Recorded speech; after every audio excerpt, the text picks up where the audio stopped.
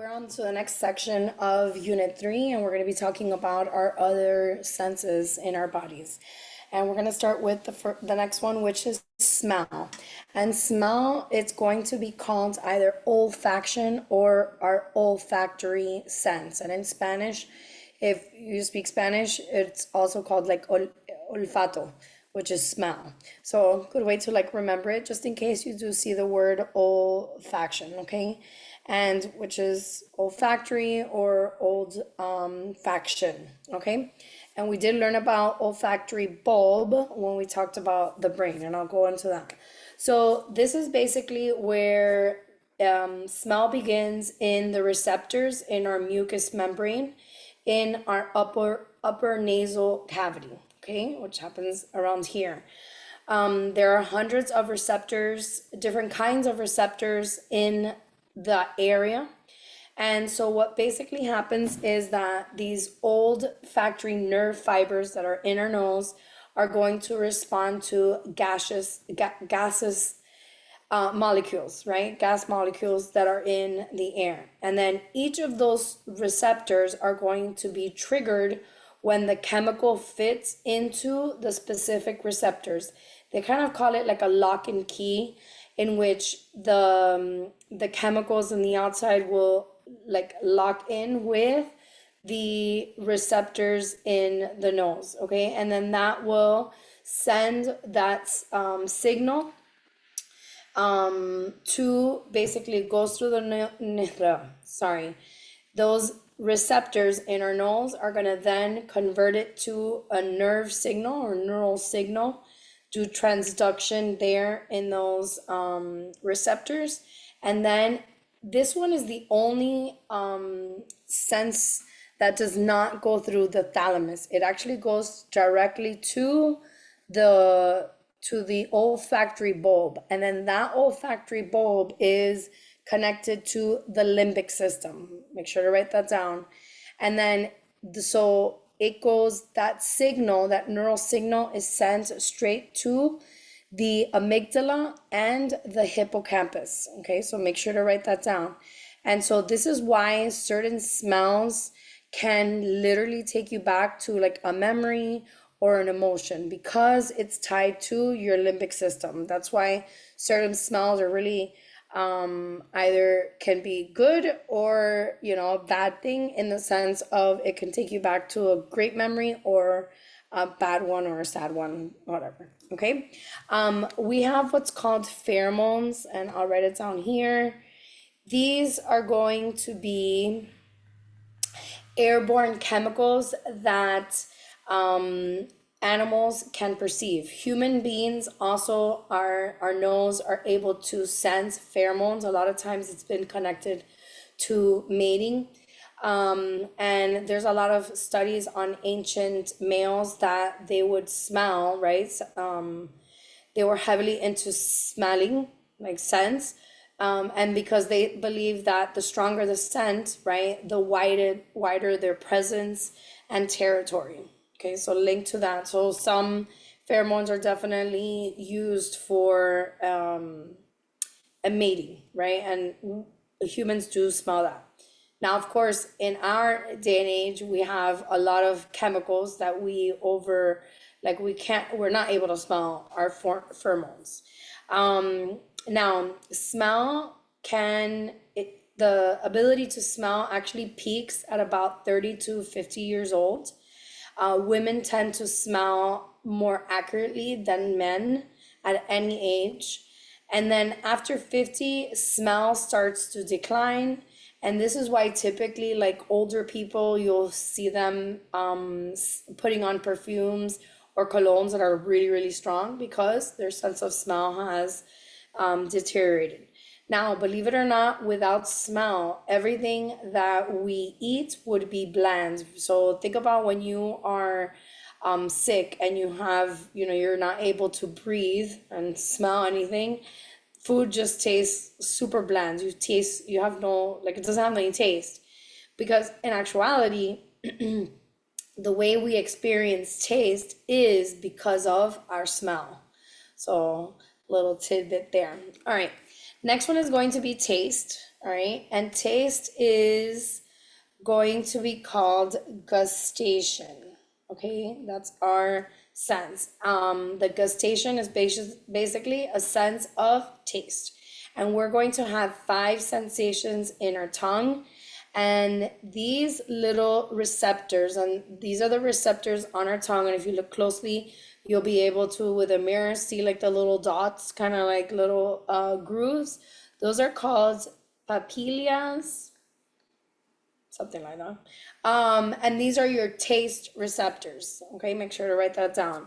So those taste receptors, basically, they're going to absorb the chemical molecules that are in our foods or our drinks. Okay, and then those receptors on our tongue are going to convert it to a neural signal, which is transduct, like they have the transduction in our papillae, or however they're called. And then that sends it to the thalamus. Then the thalamus sends it to the proper cortex. Okay. Now, there are five sensations on that these receptors are in charge of, and they are sweet, salty, sour, bitter, and umami. Okay, I'm gonna spell it here so you see that. And I'm gonna tell you what they all are, like, and they're actually made for survival. That is why we have those type of receptors. Okay, and just so I'll just go into the survival reason, like the reasons first that we need these. Okay, the first one is sweet. Why do we taste sweet? Is because typically things that are sweet, like fruits, are a source of energy. Okay, the next one is salty. All right, and salty is to maintain sodium in our body, that we need sodium to keep our homeostasis. And then we're going to have sour, which is back here. Okay, and that is basically to tell us about potential toxic acids that are in foods. And then bitter is poison, okay, to detect any type of poison. And then umami, which is on our tongue, not sure where specifically, and that is the one that identifies foods with proteins. And umami is like brothy and meaty tasting food, okay? So typically like meats and anything with protein, okay? And that's what we need for growth and tissue repair, okay? Now we're gonna go on to the next one, which is touch. And touch is basically on our skin, and this is what's called the somesthetic senses. Okay, I probably said that wrong, but that's okay. And this is where it's our sense of touch, okay? And so basically, on our skin, which is our largest sense that we have, is going to have certain parts of our skin have distinct sense or receptors that are going to take in pressure, warmth, cold, and pain. All right, please make sure to be pausing this video as we go. Now, we have our layers of skin, such as the epidermis and the dermis. Okay, and in those layers of skin, there's going to be different kinds of cells that are going to sense different pressures, warmth, like temperature, okay, and then pain. Now, this is what they're gonna then, those cells, those receptor cells are going to send those signals to the thalamus, and then the thalamus is going to send it to the somatosensory cortex, which is in our parietal lobe. Okay, that's the one that's kind of right here, and it has those weird like hands and face thing that I've told you guys about. But that's your somatosensory cortex, the one that has to do with touch. Okay, now we got to talk a little bit about pain. All right, so make sure to write this down under touch. And pain is, we experience pain based on these receptors that are called, and I'm going to write it here, which is called, oops, my bad, spelled it wrong. And these are called nociceptors. Sorry, it's an S at the end. It's a little late. Okay, so these receptors, we have a variety of these types of receptors, and they intensify depending on what we're experiencing. Okay, and then pain is basically a survival method, and it is there to tell us that something is wrong. And of course, pain sensitivity varies from person to person. It can be genetics, physiological experiences, our attention, and as well as our culture. All right. And there is a theory called gate control theory of pain. All right. And you definitely need to know this. And this, what they say is that basically, and if you look here, you could kind of see this is supposed to be the spinal cord. Okay, so just see if I move this a little bit and make sure you guys all get this. This is the spinal cord here.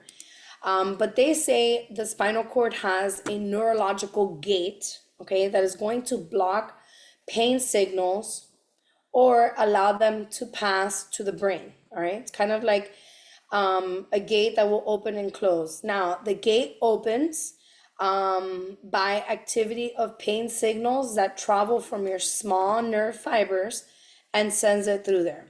However, what ends up happening is that if gate is closed, then only like, so if you get another signal, if you get another signal, one gate will close and the other will open. This is why they say like you cannot experience like two pains at the same time. And that is true, except for things that are a lot more intense, like breaking a bone or something. This is more like for more common, like little injuries. So let's say you get bitten by something, okay, and then that creates an itch from a mosquito, let's say, and then you scratch it because what you're actually doing is it's blocking your brain. Like the gate control theory would say, it's blocking then the itch, and now it's replacing it with the scratch. So then you'll feel the scratch because it's more intense.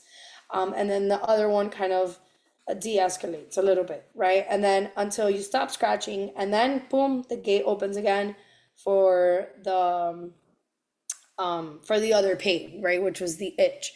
So this is why if you get an injury, right, you hit your knee, and you put ice on it, the ice you don't feel the pain of the first initial injury, but now you feel the cold, and that's because of the gate control theory. Okay, it's quite a little interesting thing. And then there's also what's called a phantom limb sensation. And this is basically where the brain is going to create the actual pain. And this usually happens with people that are amputees, that they lose a limb. And this is where your central nervous system is going to misinterpret some of these signals, and believe that it is like that, like if you still had that limb, like if it was firing, but in actuality it's not, and it's just a misinterpretation of signals firing in your central nervous system that make you believe that there is a sensation there in that limb. Okay. And the last little section of our other senses is going to be balance, a movement, and bodies in space. So that's a subtopic. It's not on there. Make sure to write that down. And the way that we do this is called the vestibular system. Okay, it's right here, vestibular system. And this is where it's our sense of balance, gravity, and accelerations that all happens in our inner ear. Okay, and in the inner ear you have what's called the semicircular canals, which are right here. And I'll write it down, the semicircular canals. And in here, they are going to be filled with fluids. So fluids are in here. And then what happens is that as that fluid is moving, it's going to allow us to, it gives us a sense of balance.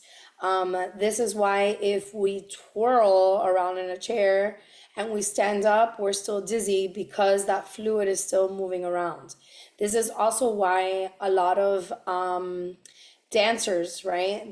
When they're doing those twirls, they're going to, you see their head is always focused on one spot. Because if they would move with the rotation of their body, then the fluid will also be moving as well, and they'll fall. Okay, so that's vestibular sense, allows us to keep our balance. Okay, and it's all happens in our ear because of the liquid. Then we have the last one, which is kinesthesis. Okay, kinesthetic, which is basically our sense of movement. Okay, and then we have the proprioception, which is our sense of our bodies in space. Okay, like distance of stuff, and us being in a particular location. So these receptors in our muscles, there's receptors in our muscles, tendons, and ligaments. Okay, and they're the ones that are going to perceive how much force or our joint position. Now, if those receptors have like a short-term response, then it's going to sense movement. Okay, and then the other one is just like, if it's longer ones, it's going to allow us to know like where we are basically in space. Now, these are the receptors that are going to allow us to catch a ball, knowing, the distance of things and how to catch it. Okay. Now, that whole thing that I told you guys about, if you're sitting on a chair and you twirl around and you stand up, and you feel dizzy, this is what's called a sensory conflict theory. Okay, and this is when basically it's our mismatch between vision, your vestibular sense, and kinesthesis. Okay, and this is when you're moving around, so your vestibular sense, right, is the fluid is still moving, your vision is also adjusting, and then your movement, right, your body's trying to align. So this is what's called the sensory conflict theory. Okay, those three things are in conflict. That's why I'm kind of dizzy. And this is why, the reason why dancers have to look at one specific thing while they're doing their dance. All right, and that is it.